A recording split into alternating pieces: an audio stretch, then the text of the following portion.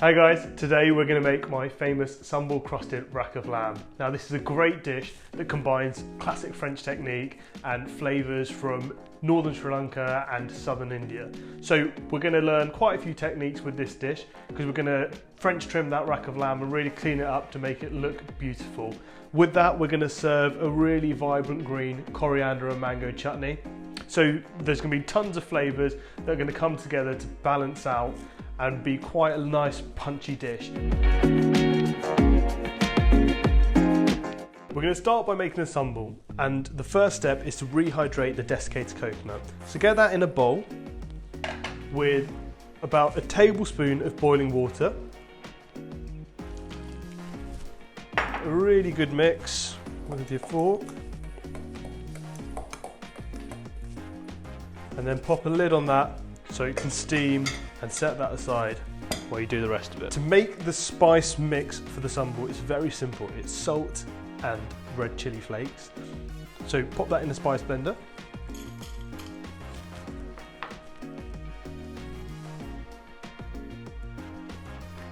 The amount you put in depends on how spicy you like it. I like it fairly spicy.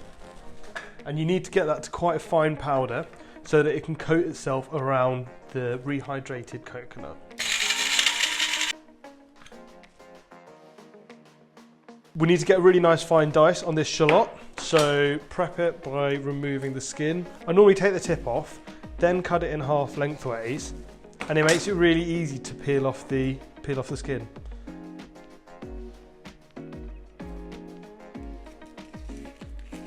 Just like that, it comes off.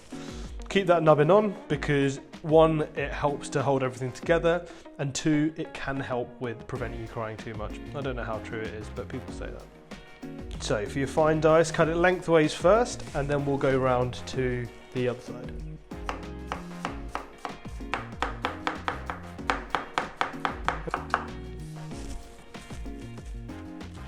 So I always use a board scraper instead of using my knife to get things off a board, because you don't want to be dulling that knife blade at all, really.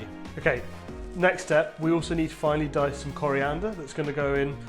It's going to give the sambal a little bit of a herby flavour and also just a bit of a pop in terms of how it looks. So roll up your coriander, and then you just want to chop it nice and fine, just like we did with the shallots.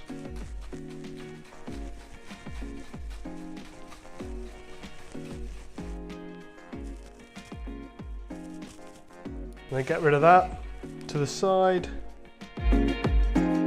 Now we just get to assemble the sambal. Can you see how that coconut is nice and fluffy now? Spicy salt that you just made. I'm quite a fan of it being spicy. That's probably about right for me. And before you add anything else in, mix this together. Again, you don't need to add everything. Add little bits at a time and make sure it's done evenly, and then add more if you need it. Mix everything together. Wonderful. And then the final step is adding some lime juice. Lime is great because the acid helps to counteract a bit of that spice and just gives another level of flavour to the sambal. I'm going to squeeze in one whole lime.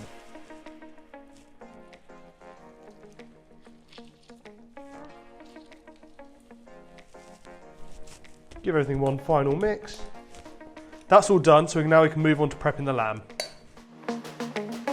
We've got this beautiful rack of lamb here that we're going to prep and then coat in the sambal that we've just made. The butcher's done part of the job here and cleaned up some of these bones, but I find it's nicer to take away a little bit more of this fat. One, because you remove the fat that's not necessarily always nice to eat if it's not rendered down, but two, it looks really nice as well. The first step is to make one smooth cut along here.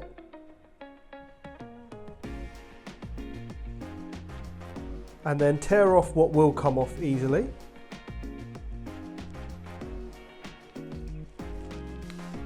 That will just peel off, and then we'll clean up the rest in a second.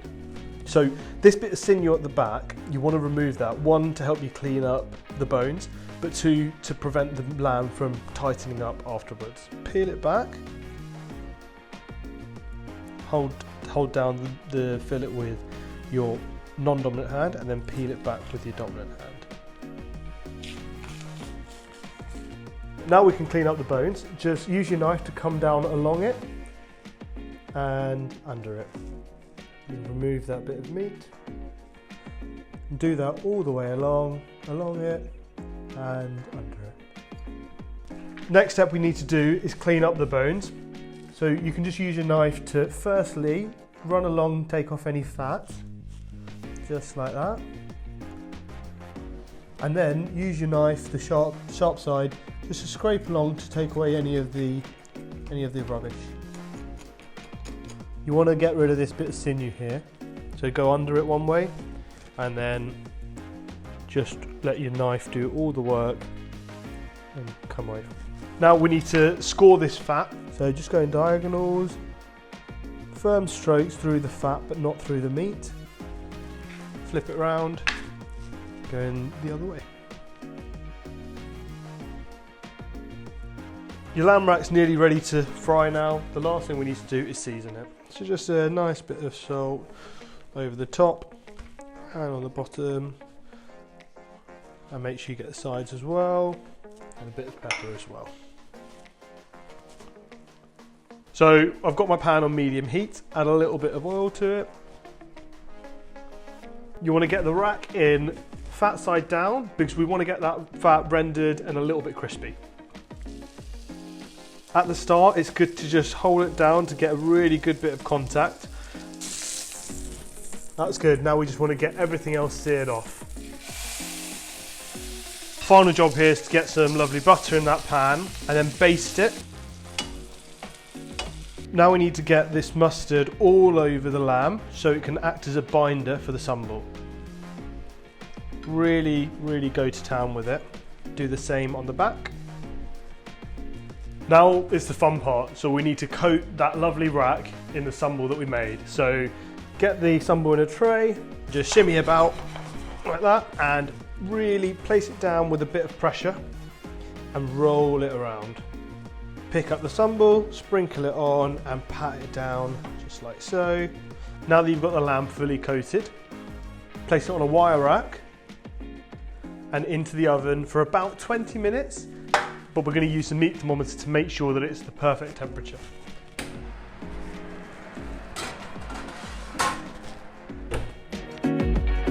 We're going to move on to the green mango, mint and coriander chutney. You can either use a peeler or a knife like I am. Pop that in our blender while we do the rest of it. A little knob of ginger about that big. We just want to chop it into rough chunks now and throw it in the blender along with everything else. A few cloves. Use the side of my knife and give it a bash down and it comes off simple. Take off the hard knob at the bottom and throw it in. A handful of mint and quite a large bunch of coriander. Got some cumin seeds here. They can go in about a teaspoon. We want to add some lime. I always roll it like this because it loosens it and it makes it a lot easier to squeeze. You'll get a lot more juice out of it.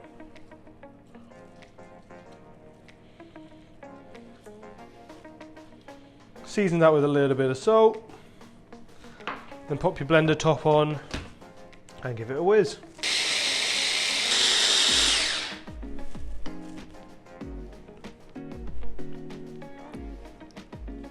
That's lovely, but it could do with a bit of spice. Get one chilli, chop it up roughly, and get that into blended. Let's throw a bit of olive oil in. Let's blend. The chutney is done. Pop that into a bowl ready for later. This lamb should be done now. See what the temperature's saying. 56.3, fairly stable there, and that's perfect for me because that's where I like it. If you like it pink, that's great.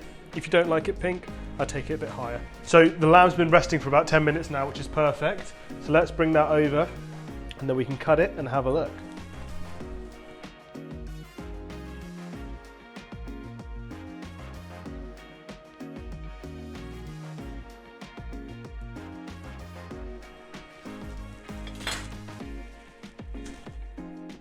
Lovely and pink. Right, so let's place it up. There's no real hard and fast rules to plating. I like to get some of this chutney down and then show off this beautiful lamb.